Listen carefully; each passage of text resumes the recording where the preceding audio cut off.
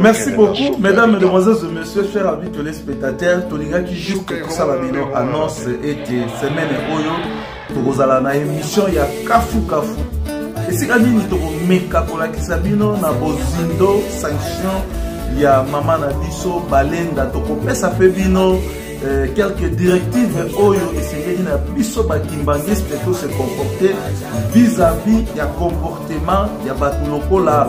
maman na biso mama balenda et puis vis-à-vis ya comportement ya batuloko la bandeko na biso ba apo salima toninga ki lisusu toloba boye epai ya bandeko na biso bakimbangiste oyebisa pe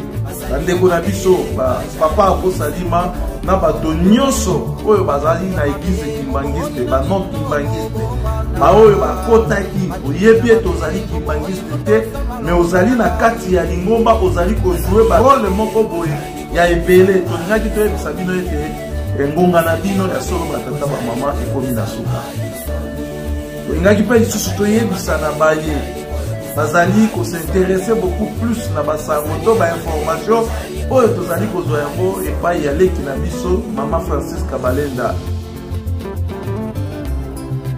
ete tozali kotiela ye mayele lingomba ezali kotiela ye mayele lingomba ezali kotiela baye nyonso bazali na comportement oyo ezali contraire na idéologie kimbangiste lingomba ezali kotiela bamama